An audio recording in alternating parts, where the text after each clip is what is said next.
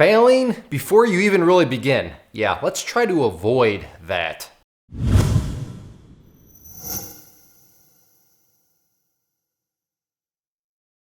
Depending on how new you are, maybe you've heard the term paper trading, simulator trading, demo trading. All these are just forms of basically trading, but pretend trading. So if you lose money, okay, you lost virtual money or whatever, but nothing is actually real.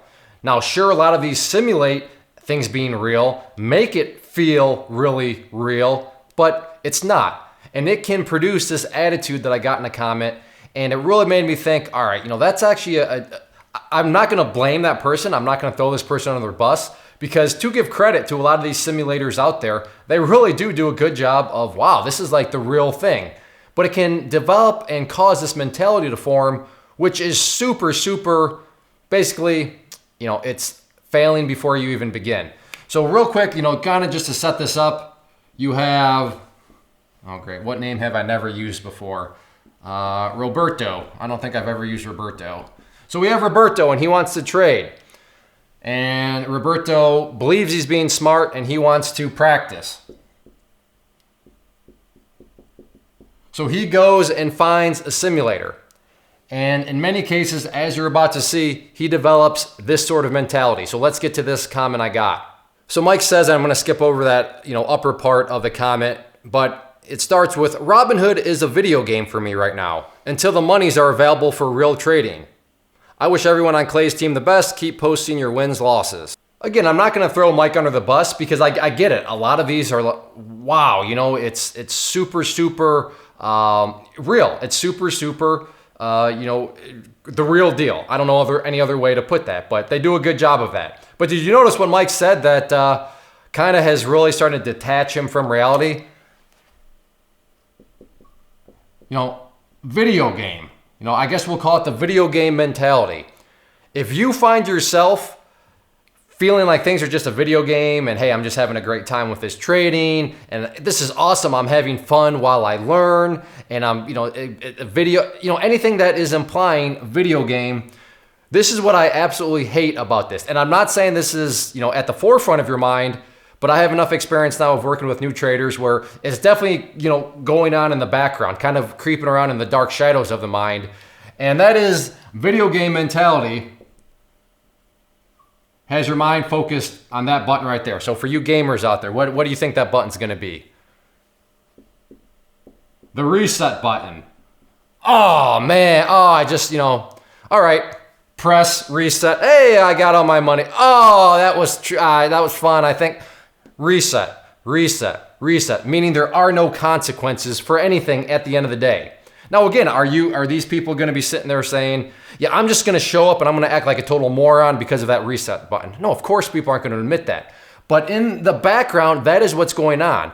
And when you have this reset button, all that is going to do for you is cause this. Bad habits. And this is the most dangerous thing about paper trading, when you don't know what to actually practice. So when you don't know what you don't know, and your definition of trading, your definition of I must be doing well is, hey, I made money, that's perfect.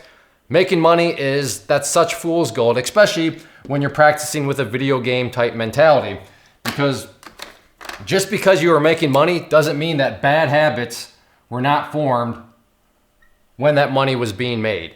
And bad habits, they are hard to break.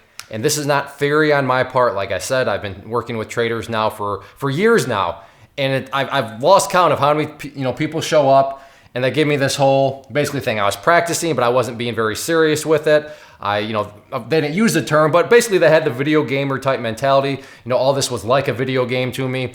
And I made a bunch of money.